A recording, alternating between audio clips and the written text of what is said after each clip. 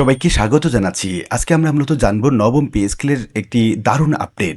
এই সংক্রান্ত একটি প্রতিবেদন প্রকাশ করে সমকাল পত্রিকা। আপনারা স্ক্রিনে যেটা দেখতে পাচ্ছেন, এই প্রতিবেদনের শিরোনামে যেমনটি বলা হচ্ছে, নতুন পে স্কেলের জন্য আপাতত আলাদা কোনো বরাদ্দ থাকছে না। তো এটি মূলত সরকারি চাকরিজীবীদের জন্য একটি সুসংবাদ নাকি দুঃসংবাদ, এই সংক্রান্ত বিস্তারিত তথ্য জানাবো আজকের ভিডিওতে।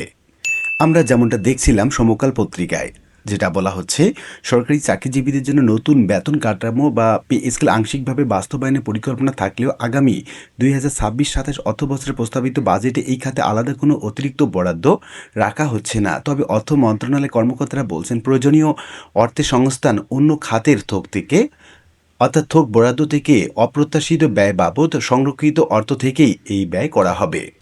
প্রস্তাবিত বাজেটে সরকারি কর্মকর্তা এবং কর্মচারীদের বেতন ভাতা বাবদ মোট 89,380 কোটি টাকা বরাদ্দ রাখা হয়েছে। এর মধ্যে ক্যাডার কর্মকর্তাদের বেতনের জন্য 13,874 কোটি টাকা এবং কর্মচারীদের জন্য 30,671 কোটি টাকা এবং বিভিন্ন ধরনের ভাতা বাবদ 44,835 কোটি টাকা বরাদ্দ রাখা হয়েছে। চলতি 2025-26 অর্থবছরের মূল বাজেটে বেতন ভাতা বাবদ বরাদ্দ ছিল 84,114 কোটি টাকা, যা সংশোধিত বাজেটে 84,739 কোটি টাকায় দাঁড়িয়েছে।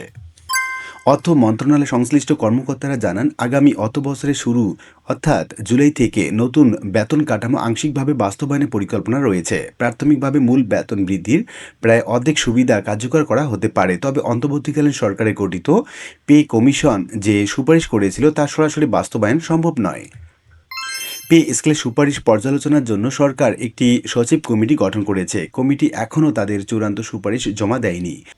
সংশ্লিষ্ট সূত্রগুলো বলছে, সচিব কমিটি বেতন বৃদ্ধির হার কিছুটা কমিয়ে সংশোধিত প্রস্তাব দিতে পারে, তবে নতুন বেতন কাঠামো বাস্তবায়নের ক্ষেত্রে অর্থ সংকট বড় বাধা হবে না বলে জানিয়েছে অর্থ মন্ত্রণালয়। কর্মকর্তারা জানিয়েছেন, বাজেটে বিভিন্ন খাতে প্রায় 37,000 কোটি টাকা বরাদ্দ রাখা হয়েছে। এছাড়া অপ্রত্যাশিত ব্যয়ের জন্য সংরক্ষিত অর্থ রয়েছে। প্রয়োজন হলে এসব উৎস থেকেই পে স্কেলের ব্যয় নির্বাহ করা হবে, এমনটি জানা যাচ্ছে। ফলে বাজেটে আলাদা বরাদ্দ না থাকলেও সরকারি চাকরিজীবীদের জন্য নতুন বেতন কাঠামোর আংশিক বাস্তবায়ন আগামী জুলাই থেকে শুরু হওয়ার সম্ভাবনা রয়েছে। উল্লিখিত আলোচনা থেকে আমরা এটুকুই বলতে পারি যে, নতুন পে স্কেলের জন্য আপাতত আলাদাভাবে কোনো বরাদ্দ না থাকলেও থোক বরাদ্দ রাখা হচ্ছে, যেখান থেকে নতুন পে স্কেলের জন্য অর্থাৎ অতিরিক্ত যে বেতনটা দেয়া হবে সরকারি কর্মকর্তা এবং কর্মচারীদের জন্য, সেখান থেকেই সেই থোক বরাদ্দ থেকেই তাদের টাকাটা দেয়া হবে। এক্ষেত্রে সরকারি কর্মকর্তা এবং কর্মচারীদের জন্য দুশ্চিন্তার কিছু নেই। আশা করি বিষয়টি বুঝতে পেরেছেন। আর আজকে ভিডিওটি এ পর্যন্তই। ভিডিওটি ভালো লাগলে লাইক কমেন্ট করতে ভুলবেন না। দেখা হবে অন্য কোনো ভিডিওতে। সেই পর্যন্ত ভালো থাকবেন। ধন্যবাদ।